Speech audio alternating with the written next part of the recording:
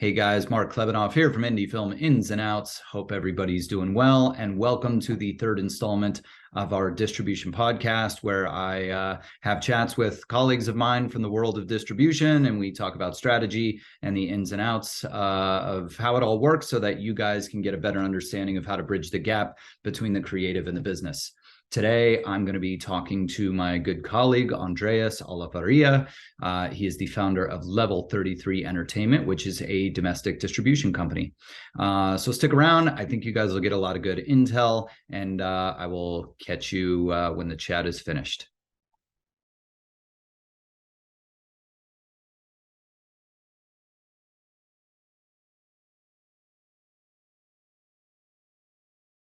How you doing? Doing well. Good to see you, Marc. Good to see you too. I see you're at the beach. That's great. I am, yes. Yeah. It's coming into holiday time, so why not at least pretend I'm on a tropical island for an escape. Right.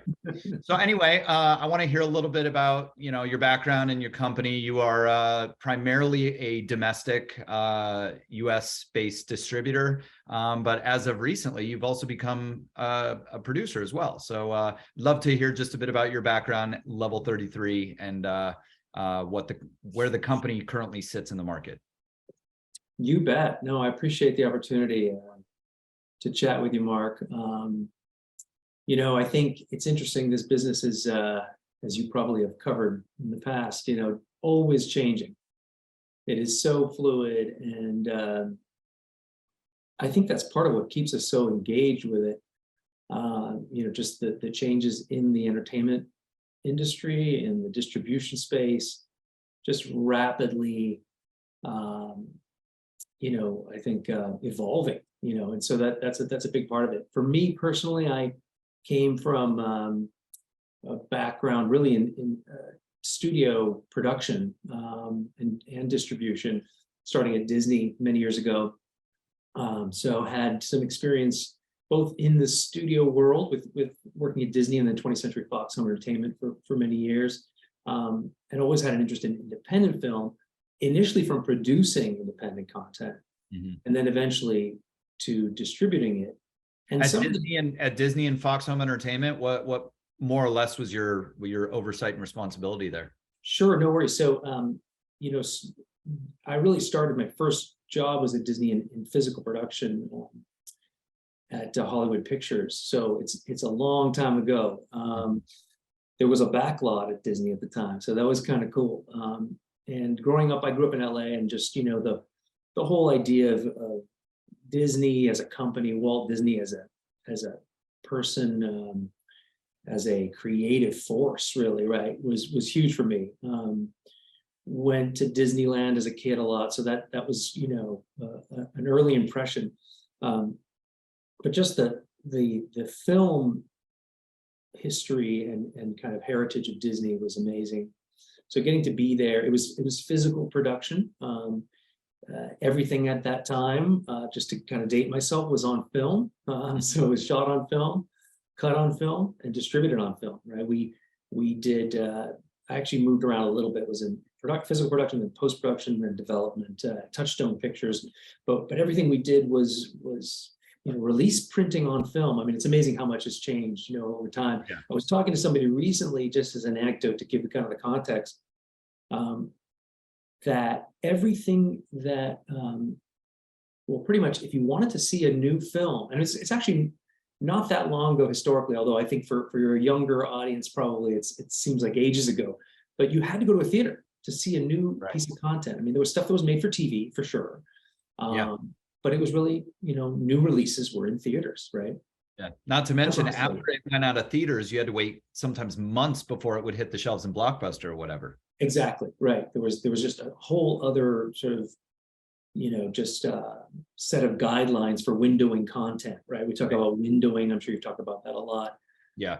With your students, and that continues to change, dramatically. I mean, cutting to more recently, pre-pandemic and post-pandemic, I think the windowing aspect of the business has changed dramatically, and we can probably come back to that and chat about it a bit. But yeah, tell me about Level 33. Yeah, so coming from the studio side of things, I ended up in home entertainment and saw that so much of the revenue is really made in home entertainment, right? A lot is spent making movies, a lot is spent marketing movies, putting them in theaters, right? Mm-hmm. But then the money was really made in the home entertainment window, which at that time, again, was sort of like, VHS to DVD, right? All the sort of physical side of it, and then moving into digital. So had the experience, again, sort of overseeing a lot of the different facets of production and distribution at Disney, and then got into producing some independent content, wound up at Fox Home Entertainment, where we were doing sequels and remakes to Fox library titles. Mm-hmm. All of that content now has been moved over to Disney. Again, so much has changed over the years, right? But that was 20th Century Fox Home Entertainment, and gradually saw the need for an additional player in the independent distribution space. A lot of that came out of producing some content independently and not being able to find a good home for in terms of a distribution company to handle the content. Again, different types of projects, right? And different distributors, but some of them, let's just say, were less than stellar players. It was sort of like figuring out someone is making some money in this business. How does this work? Really get into the ins and outs of distribution. And that's really what led to starting Level 33 as a distribution solution. Over time, it's evolved, as you mentioned earlier, from really starting, we've been around about 12 years now. It was largely physical even then, gradually, growing the digital side, and it's totally flipped now, right? It's almost all digital now, and very, I think very limited physical, certainly compared to what it was. Under what circumstances are you even doing DVD now? That's a great question. For us, we kind of gauge it, on a case-by-case basis. Typically, we will do what is called MOD, or manufacture on demand. So we'll work with a partner to make it available in various outlets where people could order it. Of course, Amazon being the biggest one, right? You like a movie, you want it on DVD, you can order it there and it'll show up in a day or two. Right. That's the MOD model. It sort of allows us to not retain tons of inventory, because the old model, as you probably know, was making lots and lots of DVDs with the hopes of selling them. If you didn't sell them, potentially tens of thousands of DVDs would come back to you, and you'd be sitting on those in a warehouse for years. I talk a lot about that, about, I actually just today I was on a Zoom with some people, and I was saying, like, I don't, as far as DVD, if Redbox orders my movie, great, because they order however many units they're going to order, and they pay flat price per unit, done. But like Walmart, I don't even want my movies in Walmart anymore, because it's all consignment. They return most of it.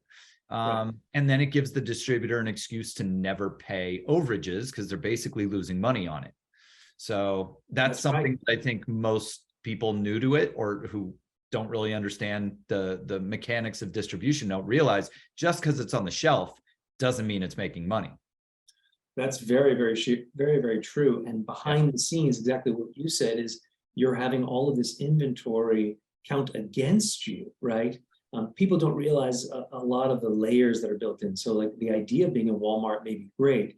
And by the way, I will say that there may be some content that can do well in the physical space and do well in Walmart, as sort of the biggest of the big box players. Absolutely. That left. But again, we're no longer in that world of Blockbuster and those other retail outlets and rental outlets. Family Video's gone, which is a major player in the Midwest. Like, a lot has changed for sure. So you have to look at the economics, but you're right. It would end up being an excuse not to pay because, the title's underwater. It did make money, but then all this is counting against us. And it's sometimes from the retailer, there's restocking fees, or they would charge you coming into the store and out of the store. Right? They would charge you both ways. So kind of the downside to digital, to streaming, is like you have a lot more to compete with because the shelf is in the cloud. But on the upside, there's more transparency, because a distributor can say, this many titles were returned and were underwater. I can't tell you how many times I've had, prior to me getting involved in distribution myself, distributors, making the case like, we're underwater, we didn't make money because X number of units got returned, excuse me, versus streaming where you get a report and it's kind of like right there in black and white. So true, right? You're not going to have the same expense structure counting against the piece of content, right? Just by the nature of it. And that was a big change, I think, in the business, right? Moving in that direction. So over the last 12 years, we have seen that move obviously rapidly. The growth in all the various streaming opportunities, from the transactional VOD to subscription VOD to ad-supported VOD. And again, I know that I'm sure you've covered a lot about those windows, but it's interesting to see how all of that has evolved, and the economies of scale, in a sense, right? It's much more straightforward, right? It does cost something to get the content up and out there, but it's pretty contained. Right? Pretty, it's not the sort of runaway of tens of thousands compared to the DVD days. Yeah.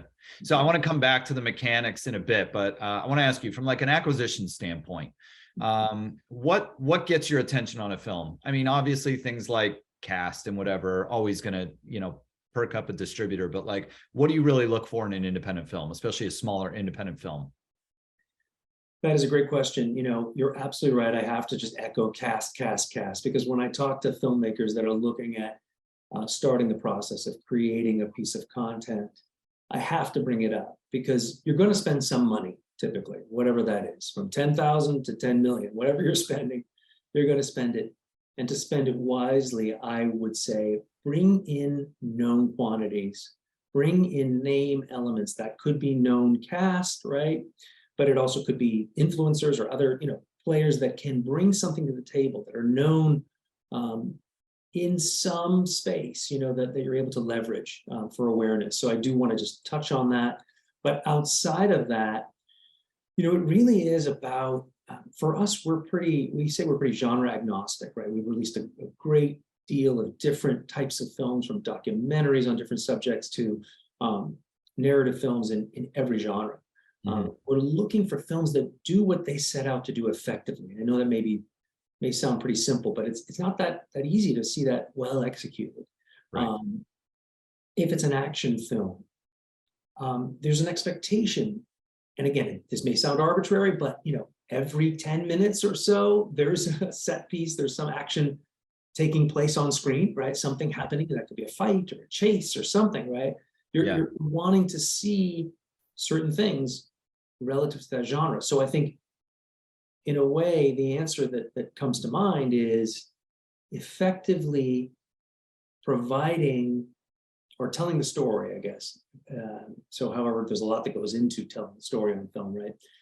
But effectively telling the story for that target audience. I think that connecting that, you know, the storytelling to the audience, you know, in a way that is, you know, effective, I guess, or relatively straightforward, right? So that, in other words, I mean, we've seen it all through the years, but we've seen films that were targeted, for example, like at a faith-based audience, let's say, and yet there was language and content that was not in line with a more conservative audience, right?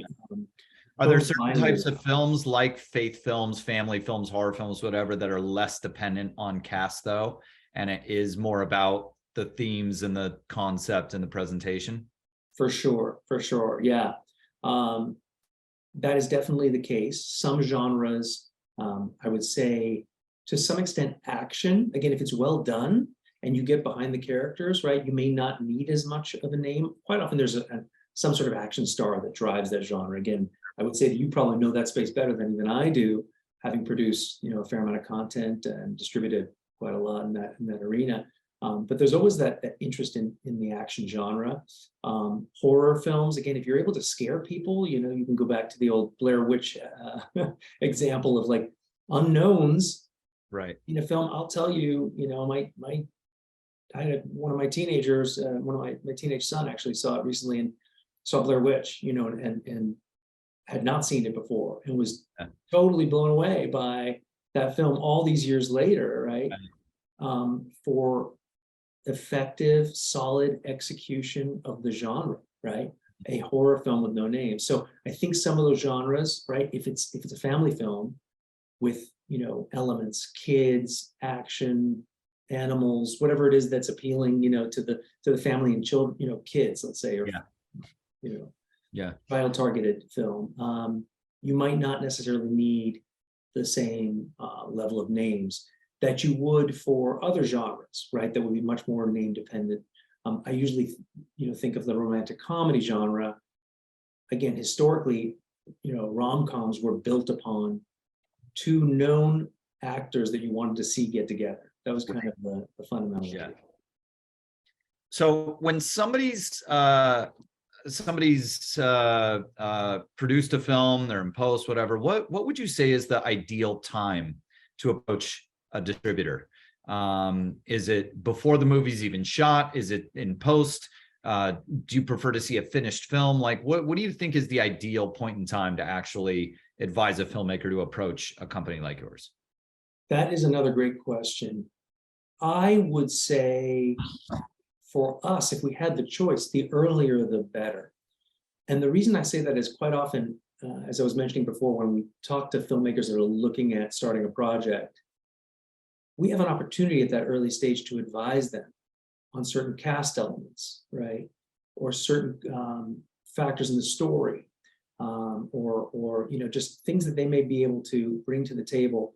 And many times what we say is, not to take away from the artistry of it, right? And the sort of the storytelling and the art that is a part of film, but from a commercial standpoint, we'll say, what's your poster? What's your trailer? Like, start to think about how are you marketing what you're creating? If it's a film that you're making, that's not just for yourself and your family and friends, right? If you want to make it for a bigger audience, what are you doing in the preparation of that piece of content, right? In planning for it to help position it.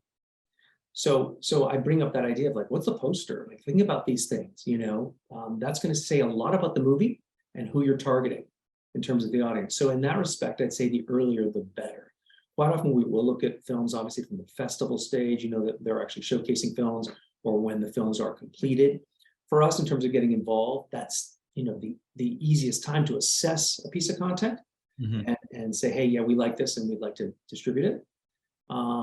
But typically, my response is the earlier the better, because of the opportunity to engage and potentially help shape the final product, or give the filmmakers things to think about that will help them later in the distribution process. You mentioned festivals. For most independent filmmakers, festivals are a big thing in their minds that they aspire to be a part of. How important or imperative would you say having a festival run is for a smaller independent film? And obviously everybody wants to go right to the top, go to the Toronto, go to the Sundance, stuff like that. But like even the smaller mid-level or more regional film festivals, how much would you say that plays into the success or non-success of a film? I think once again, it depends on the film. I think in many cases, festival play is a good thing, right? You're taking your piece of content, right? You're taking the movie that you made and sharing it with the world in some sense. And the programmers of the festivals are giving it a stamp of approval, right? You're getting third-party validation. Somebody other than your best friend or your spouse or whatever it is, saying this is amazing, this is fantastic.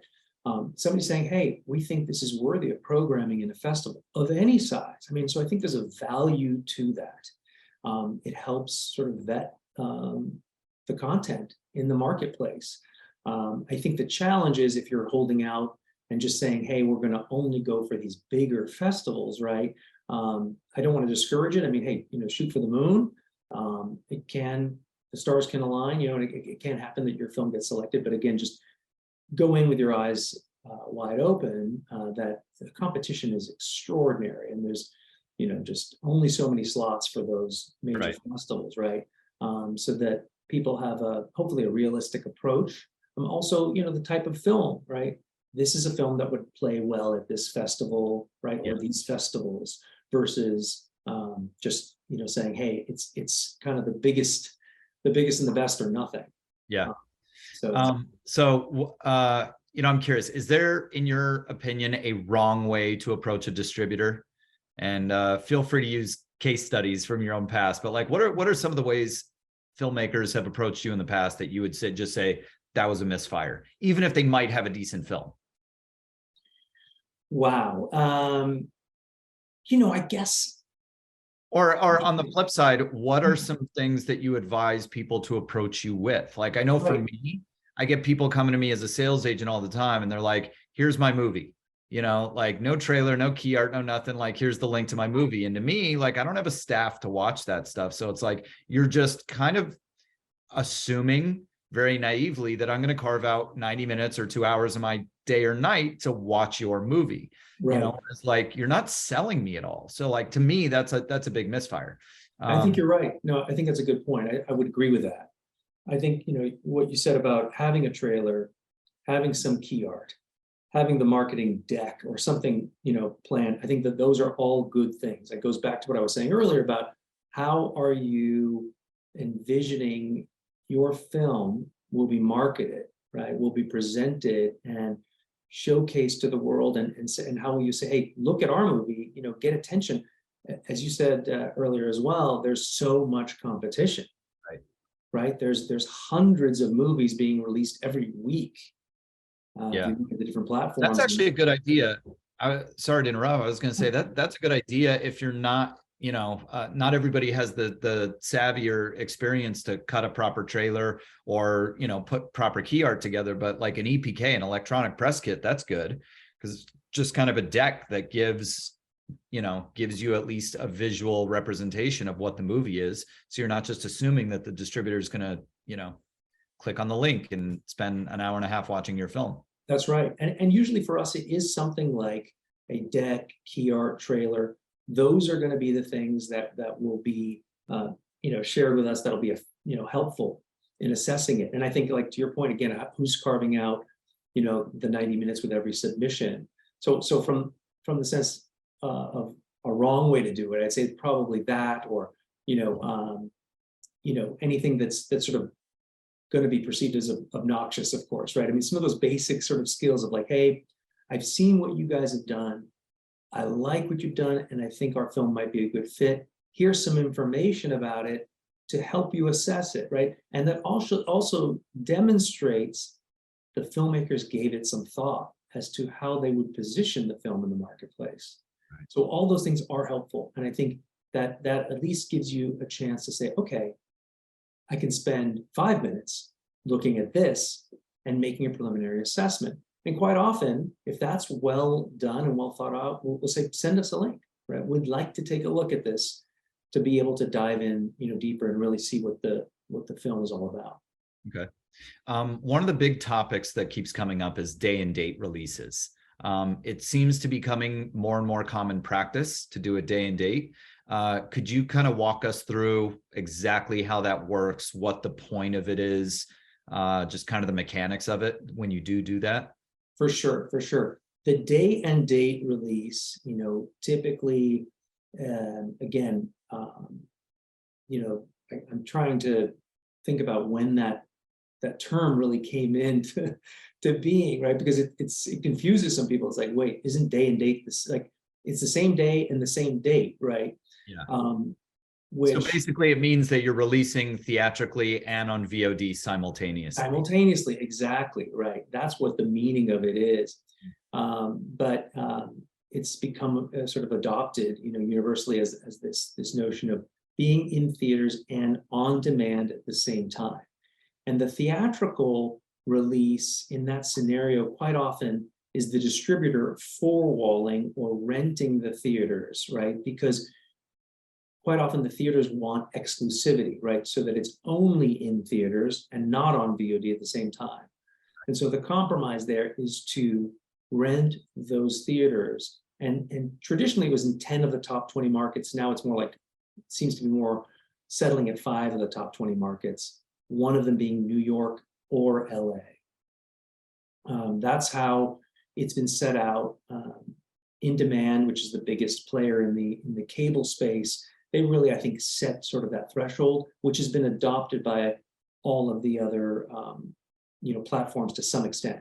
And Right. the notion So is, exactly how does that work? So you're not really renting those theaters to sell tickets necessarily. It's more to hit a quota. So that's explain right. what that quota does and Right. Well, why the streamers want it. the streamers want it because they're able to say to their customers, this film is of a certain quality. They're able to sort of flag this as in theaters now. That's what it really boils down to.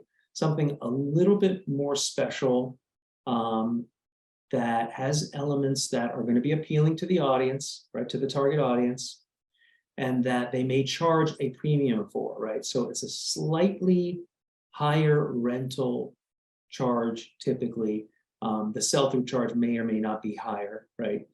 So that's to rent or buy, right? But it's largely focused on the rental, that you can rent this movie while it's in theaters. You don't have to leave your couch. That's really what it started as, right? So you as the distributor, you might take a loss on the theatrical, but you know you're going to make it up because instead of $3.99, they're able to charge $6.99 now for the rental or whatever. That's exactly right. And you're getting the preferred positioning on the platforms. You're getting that in theaters now, some sort of special kind of call out on any and all. Oh, so it's actually getting placed on the platforms better as well. That's right. That's right. But I would say with this boom of day and date, there's the market. I mean, inevitably it starts out, it's like, oh, this is a great idea. Let's do this with everything. Well, then you discover you're flooding the market and it's not as special anymore. And so now what we've seen is that the platforms are becoming more selective. Mm. They are saying this works for a day and date release and this does not work for us. So for you, what's going to trigger you making that decision that you are going to do a day and date on a certain type of movie? That is another great question. I think for us, it's going to be going back to what I was sort of touching on earlier, elements that we believe are marketable and that speak to that target audience, right? So it's an effective, set of criteria, elements built into the film, right? That's a part of the film. So a genre film. So let's say, just for the sake of an easy example, that action film with a name, let's use Nicolas Cage as one of the ubiquitous sort of names, right? Something like that lines up very well where you have a known quantity, and it may not reach the threshold of sort of the traditional theatrical release, right? Where you really are going to a wider theatrical footprint and spending a lot more in P&A, right? Mm-hmm. Prints and advertising, the marketing of the film in theaters. You're doing much more selective, targeted marketing, and a lot of it is really going to be focused on the VOD piece, right? Because you may be in 10, 20, 100 markets, let's say, on many, many screens, but you're still not everywhere that you can reach with VOD, with a streaming platform or a transactional VOD platform, right? So you can be in so many more places at once. Like, let's use the Comcast example. You're available to all of those Comcast Xfinity subscribers at the same time. Yeah. Right? Without having them to, they don't need to drive to the nearest theater, right? So obviously that's what's appealing for the VOD players and makes it somewhat challenging for the theatrical exhibitors who are charging for the privilege to be in that theater, right? So you're basically, it's pay to play, let's call it that. Makes sense. So, so do me a favor. I'd love for you to walk me through, put the day and date aside, put the theatrical aside. Let's say good, well-made, small, low-budget, independent film. You love the movie. You're going to take it on. It's not going to go in theaters, but you're going to do a traditional release. Can you kind of walk me through the windowing process, how that release unfolds? For sure. No, absolutely. If you are not doing a theatrical component, which somehow, is more often than not the first window, right? Or concurrent with VOD, as we said with day and date. If you're not doing that, it's going directly to the VOD ecosystem, right? Yeah. You're going to be initially going to transactional VOD. So for us, typically it's about 90 days, give or take, that from the time we have all of the marketing assets, everything in place, full delivery of that film, right? To pitching it. Well, so let's just use the example, sort of like January 1st. Yeah. You're pitching the content to all of the platforms. You're presenting it to them, all of the good marketing elements that are there. You're sharing that with them and saying, hey, in 90 days, so that on January 1st, you're really sort of pitching for April, right? That's sort of the timeline. Sure. Yes. That this film will be available for transactional VOD. It will then go for an exclusive period of time in the transactional VOD rent or buy window. That is typically followed by the subscription VOD / pay TV. They're somewhat interchangeable now, right? What used to be, as you know, renting, or rather subscribing to HBO, subscribing to Showtime, Stars, what have you, is now a part of just general streaming subscription. So that's Netflix, HBO Max. So that TVOD, that 90-day TVOD window, the transactional, that's like iTunes, renting on Amazon, things like Correct. that. Correct. And then Anywhere you can rent and buy. Yeah, and then the subscription would be like Prime, Netflix, Hulu, that kind of stuff. That's exactly right. Exactly right. And that would be quite often the secondary window if the film sort of checks the boxes for those. Yeah, if you actually are able to sell it to Hulu or Netflix. Exactly. And that space has changed quite a lot. It's become much more competitive. So many of the platforms are making their own content, filling the pipeline with that, potentially less acquisitions, or if so, much higher profile acquisitions where, again, it's not just me sitting here saying, get that cast in your movie, get the known quantities, known elements into your film. It's what we're hearing from all the buyers, from all the platforms. They're saying, we need these name elements as a marketing hook. I've had everybody kind of fixates on particularly Netflix, and I think in people's minds Netflix is kind of the gold standard, even though you and I know they actually don't pay that well. And Hulu and kind of those premium subscription-based platforms, right. But and you can validate, but from what I'm seeing, it's not only very tough to get those deals, but it's like it's got to have significant cast, and the pacing of it has to be like really just like crazy good. That's all correct. That's exactly the feedback that we received as well. And so it has to really line up for them, and it is highly competitive, and they are very selective, right? But we still will present the film, any film, to all the potential buyers and all the platforms, right? So it's no stone unturned for us, because we want the greatest success for any film, because we're always winning simultaneously with the filmmakers, right? The better the film does through our distribution process, the better results for everyone. And that's right. What our goal is for every piece of content. So you're absolutely correct. That would be sort of what that subscription VOD window looks like these days. And then if they do pick it up and it's a meaningful deal, you would potentially hold back your ad-supported VOD or AVOD window to honor that exclusivity for SVOD. Mm-hmm. If you do not get that SVOD deal, then you do have that AVOD window as the next window, which is I'm sure, as you have experienced. And that AVOD window is kind of in perpetuity. Right, exactly. That's the last place it lands, but I think you probably agree. We're seeing AVOD emerge as kind of the biggest revenue stream for smaller films. It certainly can be. That's exactly right, because people, consumers see it as free, right? Even though it is being paid for by the ads that are running, right? So the companies that are advertising are really paying for that content in a way, but the consumers see it as free to them, and there's been a huge amount of growth in the ad-supported VOD space. So that is sort of the last window, but a very meaningful one as we see it typically. And again, so much is changing. Who knows what may come next, in terms of the evolution of how people are engaging with content. Right.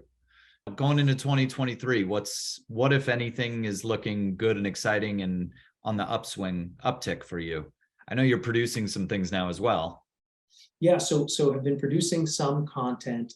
So I would say the bright spots as we're seeing them right now are the demand for content. With so many platforms, they're looking for different types of films. Quite a lot of diversity seems to be, which is fantastic for every aspect of the business. Getting more diverse content, not just in terms of genre, but cast and targeting different demographics. So all of that is great. So we're seeing that some opportunity for growth there. The theatrical side of it for independents is also evolving rapidly. So we are looking at some exclusive theatrical releases for 2023. So that'll be interesting to see how that kind of comes together. Some of that is due to the barrier of entry becoming somewhat more streamlined, in particular for the independents, right? The major theatrical releases from the studios, as we all know, and maybe $100 million plus, in the marketing, in the production budget, right? And then another 100 million plus in the marketing budget. So they're spending a lot and going on thousands of screens with those huge branded movies. But for, I think, every aspect of the independent film space, that there's opportunity to sort of counter program, right? We don't have huge blockbusters, right, with based on comic books, but we do have all kinds of alternative content that can be of interest to different audiences. So I think next year is going to be interesting to see how that shapes up and what opportunities there are in the traditional theatrical window, as well as continued growth, I would say, in those areas that we touched on, like different streamers looking for content, and in particular AVOD really growing. Finding those partnerships where the windows will change, right? So we've started to see some of that, where you might go earlier, let's say, to an AVOD window because of exclusivity, and that so an opportunity with a partner, a Tubi, Pluto, Roku, somebody that is in that space and looking for a particular piece of content in an exclusive window, potentially even earlier in the sort of life cycle, right? Yeah. So I would say those are some areas that are pretty exciting. And I would say, the continued sort of just expansion of opportunities for filmmakers to realize their vision and bring content to the marketplace. Great. All right. Well, as we wrap up here, do you have any nuggets of wisdom for anybody who's like just starting out, who's trying to like dip their toe into the independent film space? Wow. Any other nuggets? I would say, well, obviously they probably already have a pretty good head on their shoulders and strong stomach, because it is it's a challenging business. There's so much that goes into creating any piece of content, but I would say, stick with it, stick with your vision, and having a point of view is a key component, right? Obviously, of any artistic endeavor, right? You're able to see sort of the artist's point of view. So having that, I think, is important. But at the same time, being aware of the marketplace, the changes, all these things that we've been touching on, I think can be helpful. And I would probably go back to what I mentioned earlier, which is think of those aspects of marketing your movie earlier in the process, because we get passionate about the idea and the story and how we're going to make it. That's great. And that's very important, but you also need to think about how it will be received in the marketplace and how you're going to get people's attention, right? With all of this content flooding the various platforms that are out there, how is your film going to stand out and get attention? And that comes into that notion of sort of marketing at an earlier stage. What's that poster going to be? What's your trailer going to be? Down the road. Being aware of the marketplace, that's like the best thing that I try to drill into people, because bottom line is like that also will help you avoid that massive disappointment that I had earlier in my career, where it's like you kill yourself to get a movie made and then a distributor takes it on, they turn it into something totally different, because they need it to fit into the marketplace. So by educating yourself about the marketplace up front, you can find that nice middle ground of like melding what you want to do and what you have to do. Exactly. Well said. Yeah. All right. Andreas, the top dog at Level 33 Entertainment. Thank you, my friend. We'll smoke a stogie before the holiday, I hope. And I appreciate your time. Sounds great. Great to see you, Marc. Thanks so much. All right. Thanks again for joining us, guys. I hope you all got a little bit of good intel out of that discussion with my colleague, Andreas Olavarria of Level 33 Entertainment. If you have any questions, feel free to email info@indiefilminsandouts.com. This is Marc Clebanoff coming to you from Indie Film Ins and Outs, and we'll see you on the next one.